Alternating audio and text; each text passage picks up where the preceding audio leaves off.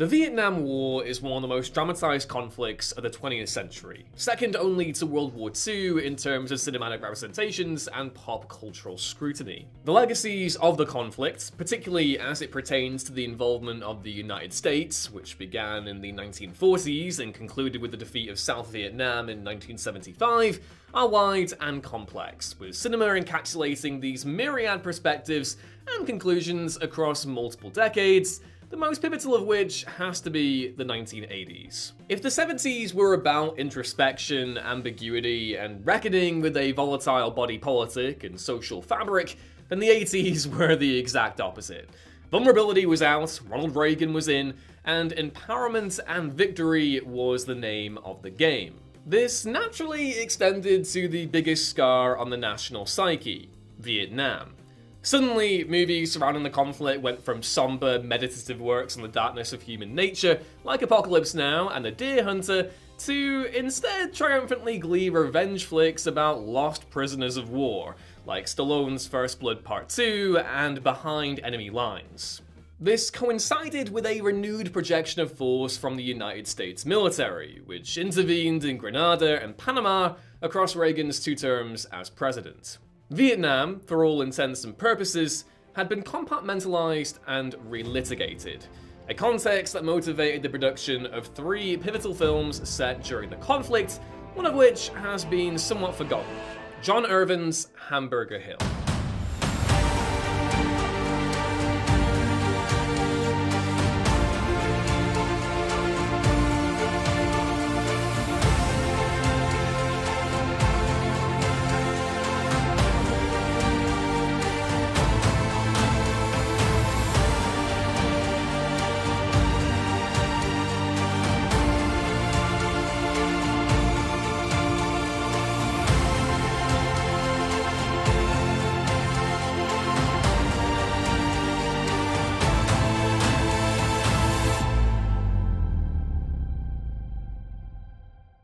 Hamburger Hill occupies a unique space in cinematic representations of the Vietnam War, particularly from the 1980s.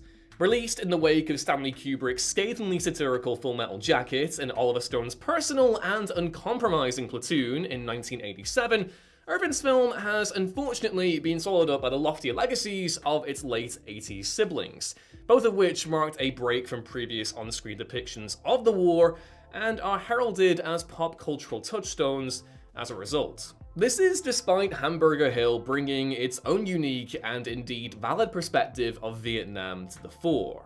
The film, which was praised at the time of its release in theaters for its harrowing combat sequences, was also met with criticism from outlets like the Washington Post for the ostensibly quote-unquote hawkish macho posturing of writer James Karabatsos's script, which depicted a squad of conscripts and willful enlistees reckoning with the sense of abandonment and futility they felt as they attempted to take the strategically redundant position of Hill 93, a meat grinder nicknamed by US soldiers who fought in the actual battle as Hamburger Hill.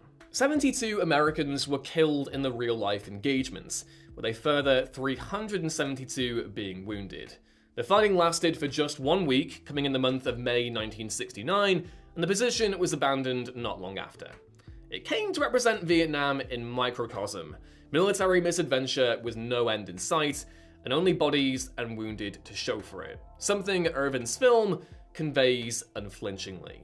Like Stone with Platoon, Hamburger Hill was a personal story for Karabatsos, who fought as a part of the 1st Air Cavalry Division in Vietnam.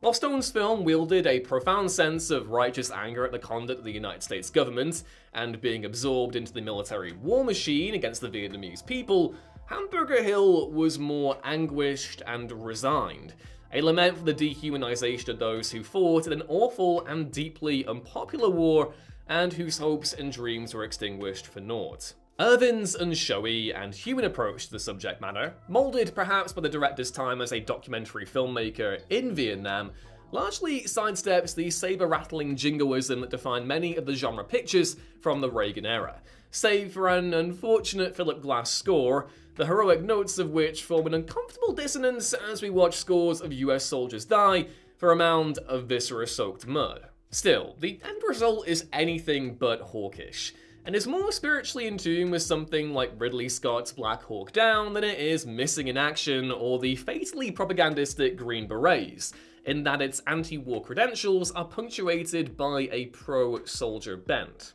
Lives are mourned, but never the cause. Instead, space is devoted by Karabatsos and Irvin to the diverse makeup of the conscripted and enlisted soldiers, unpacking racial and social tensions as they come to terms with their enforced expendability and the prospect that nothing good awaits them if they even manage to make it out alive. Now, true, these characters are, as the Vietnam Veterans of America described in one blog, quote, one-dimensional, especially when compared to something like the Willem Dafoe-fronted Platoon. However, the actual diverse makeup acts as a slight counterweight to the film's tropey, monologue-heavy aspects. The cast, comprised of the likes of Dylan McDermott, Courtney B. Vance, and Don Cheadle, come from different walks of life. Some reluctantly conscripted, and others rueful enlistees. There's also a mixture of battle-hardened characters who've been in country for a long time, and those who are new to the war, as well as that classic genre wrinkle of the out-of-his-depth officer being schooled by their more experienced NCOs. All part and parcel of the genre, absolutely, but what differentiates Hamburger Hill from its late 80s cohorts is the specific detail paid to the socio-political dynamics of the actual squad we're following. We see these soldiers confronting racial and class divides along with political existentialism, until eventually all that remains is either death or the unfortunate camaraderie of survival. Whether it's the conversations between McDermott's France and Stephen Weber's Worcester, or the use of Country Joe and the Fishes' I Feel Like I'm Fixin' to Die rag in the soundtrack, it's made abundantly clear long before the assault on Hill 93 that we're about to witness something cruel and ultimately pointless. Which is, unsurprisingly, how the action manifests. Irvin had developed a reputation as a solid action filmmaker across the 1980s, delivering commendable work on the Christopher Walken starring mercenary flick The Dogs of War, and a lesser, albeit still entertaining Arnold Schwarzenegger vehicle in Raw Deal.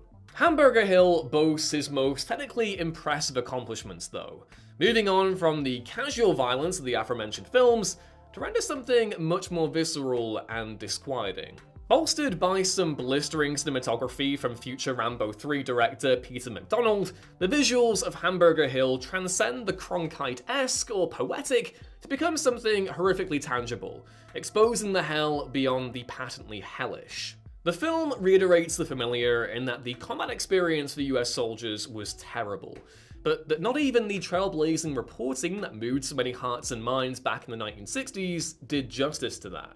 The emotional turmoil, the physical wounds and death, there's an unquantifiable toll of suffering only those who went through it will be able to appreciate. An element of subtext rendered explicit when France confronts a member of the media following a grueling daytime assault on the Hill. Heads explode, limbs are blown apart, and main characters are killed frequently and without ceremony. Shootouts play in staccato as opposed to a ballet rhythm, to hammer the sense of vulnerability and ugliness even further.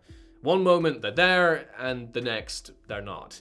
The VVA referred to these sequences as, quote, startlingly realistic, citing Pentagon collaboration with the production, as well as the first-hand experience of Karabatsos and Irvin as a boon to authenticity. Critics, while obviously at a greater remove from the subject matter, were similarly complimentary, although perhaps the best way of conveying this particular success of the film is by looking at the actors themselves.